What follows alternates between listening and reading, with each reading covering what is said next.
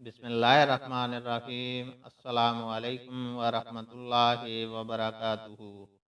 हदीस नबवी सल्लल्लाहु अलैहि वसल्लम है, रसूल अल्लाह सल्लल्लाहु अलैहि वसल्लम एक दफ़ा मदीना या मक्के के एक बाग में तशरीफ़ ले गए।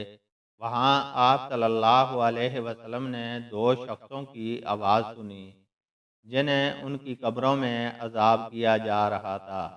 आप सल्लल्लाहु अलैहि वसल्लम ने फरमाया कि इन पर अजाब हो रहा है और किसी बहुत बड़े गुनाह की वजह से नहीं। फिर आप सल्लल्लाहु अलैहि वसल्लम ने फरमाया, बात यह है कि एक शख्स इनमें से पेशाब की चींटों से बचने का इत्माम नहीं करता था और दूसरा शख्स चुगलखोरी किया करता था।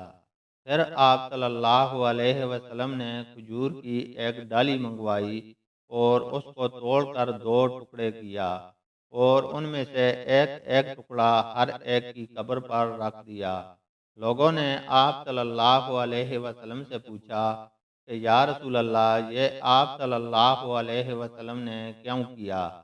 आप सल्लल्लाहु अलैहि वसल्लम ने फरमाया, इसलिए कि जब तक ये डालियाँ खुश्क हों, शायद उस वक्त तक इन पर अजाब कम हो जाए। अल्लाह ताला से दुआ है कि वह हमें कुरान और हदीस को सुनने, समझने और उस पर अमल करने की तौफीक अता फरमाए। आमीन।